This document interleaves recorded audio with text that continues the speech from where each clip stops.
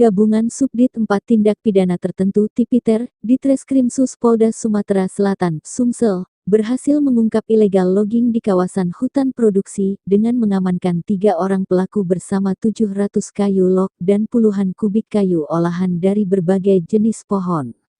3 orang pelaku yang diamankan yaitu, tersangka YS, 51, warga jalan di Panjaitan Lorong Sirah Kampung Kelurahan Pelaju Ilir Palembang, selaku pemilik kayu dan pemotongan. Sedangkan 2 pekerjanya, berinisial S1, 62, warga Jalan M. Yamin Kelurahan Payo Lebar Kecamatan Jelutung Kota Jambi, bertugas sebagai pembukuan dan keuangan.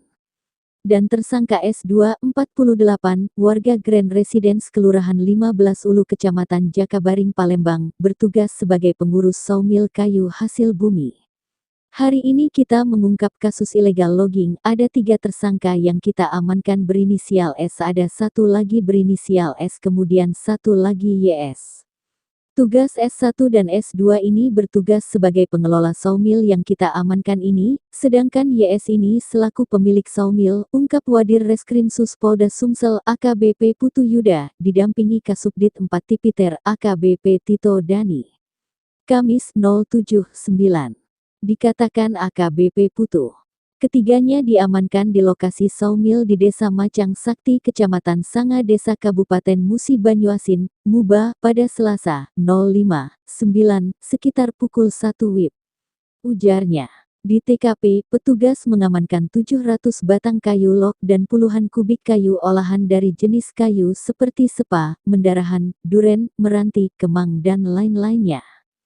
Selain itu petugas juga mengamankan 2 unit mobil jenis Mitsubishi Koli tanpa nopol dan mobil Daihatsu Grand Max nopol BG 8047 IW, 3 unit mesin sawmil untuk motong kayu. Dari pengungkapan kasus ini ada 700 lebih batang kayu log dan puluhan kubik kayu olahan yang kita sita. Jenis kayu yang kita sita ada marahan dan meranti. Kayu-kayu ini berasal dari hutan produksi di Sungai Merah di Sanga Desa Muba, terangnya.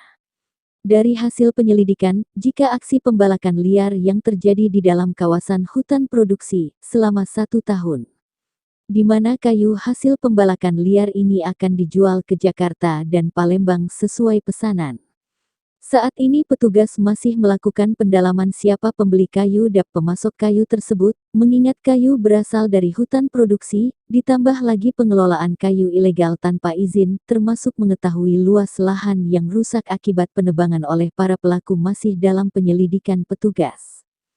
Atas perbuatannya ketika tersangka dijerat dengan pasal berlapis yaitu, pasal 50 ayat 2 huruf A diubah pasal 36 angka 17 kedua huruf A Undang-Undang RI Nomor 41 Tahun 1999 tentang Kehutanan.